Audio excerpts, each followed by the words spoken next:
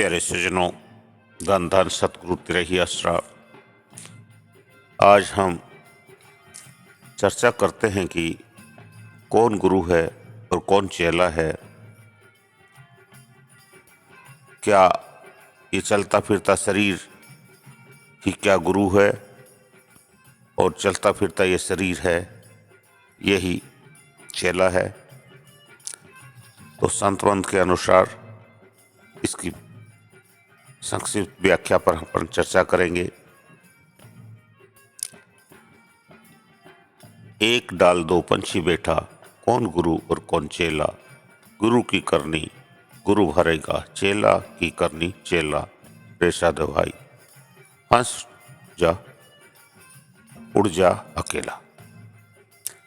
तो गुरु कभी देह को नहीं बोला गया है कि गुरु कभी वेशधारी नहीं होता है। ऐसे ही चेले के लक्षण भी हम इसमें चर्चा करते हैं। सच्चा चेला बनना बहुत कठिन है। गुरु भी दुर्लभ, चेला भी दुर्लभ। शब्द गुरु है और सूरत चेला है। तो इसमें स्पष्ट रूप से समझा दिया गया है कि शब्द गुरु है और सूरत चेला है। अगर इसके अलावा कोई भी आदमी अपने आप को सीधा सीधा बोलता है कि मैं गुरु हूँ और कोई आदमी कहता मैं चेला हूँ, तो फिर उनकी पोजीशन अच्छी नहीं हो सकती। वो सिर्फ दिखावा हो सकता है। शब्द गुरु और सुरती चेला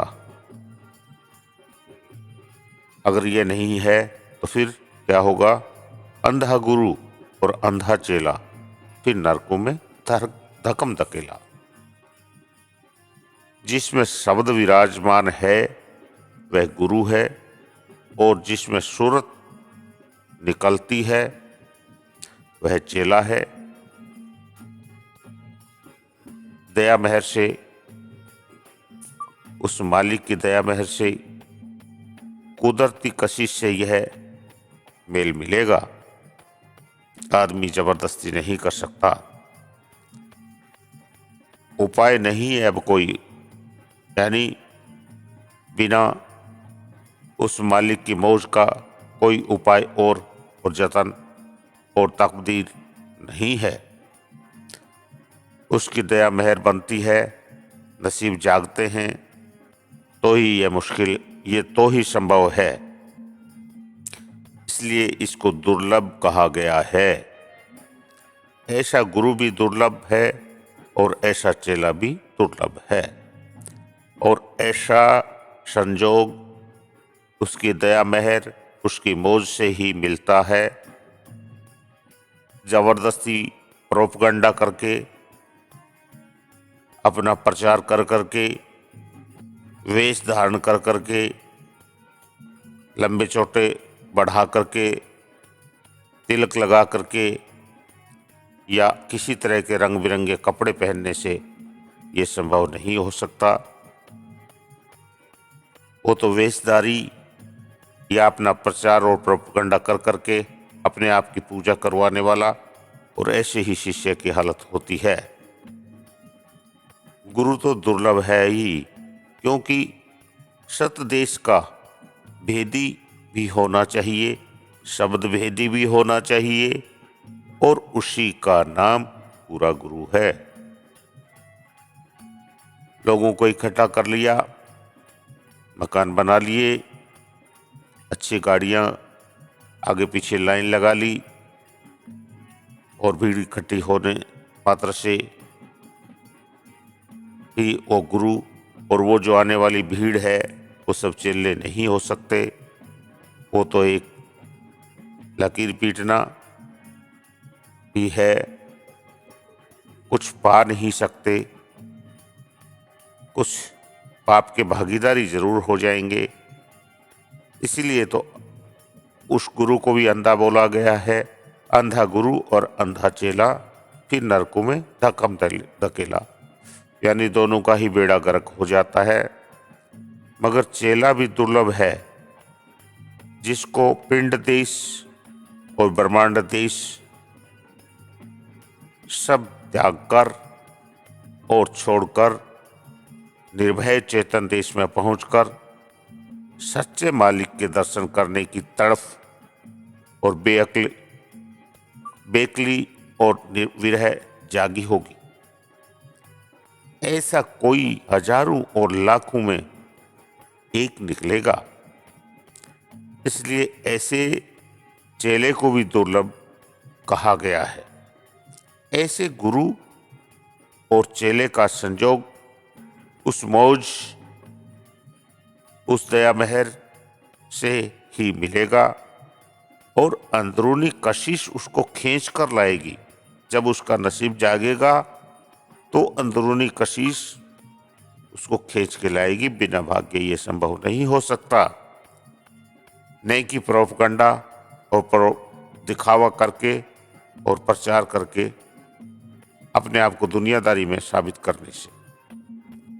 सूरतवंत अनुरागी सच्चा ऐसा चेला नाम कहा। गुरु दुर्लभ चेला दुर्लभ कहीं मौज से मिला।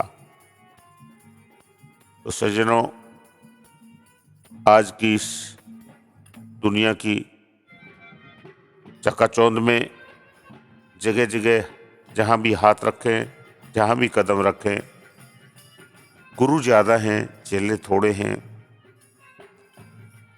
वो गुरु जिसमें अंदरूनी कुछ शब्द का खेल, उस रूहानी देश का खेल है ही नहीं,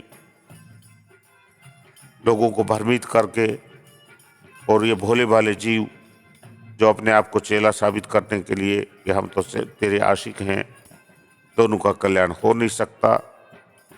इसलिए उस गुरु को भी चाहिए कि जो हमने ऊपर बातें की हैं वो उसके अंदर हैं या नहीं। अगर नहीं है तो पहले शब्द अंदर प्रकट करे और अपना कल्याण करे, उसके बाद ही जीवों के उद्धार की शक्ति उसमें आ सकती है। ऐसे ही जीव जो नादान है, भोला भाला है, उसको भी इसका भाग अगर नहीं जागता है तो सही जगह पहुंचना उसके लिए मुश्किल होता है। इसलिए उसको भी विचार करना चाहिए, क्या मैं जिसके पल्ले पड़ा हूँ उसमें वो ताकत है, उसमें वो पावर है जो मेरा कल्याण कर सकती है, और मैं अपना जीवन क्या सफल बना सकता हूँ।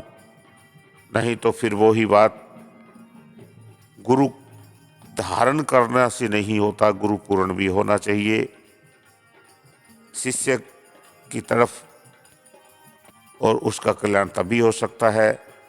नहीं तो संतों ने जो कहा है कि शब्द गुरु और सुरती चेला है, अगर ये चीज नहीं है तो फिर अंधा गुरु अंधा चेला, फिर नरकों में धकम धकेला।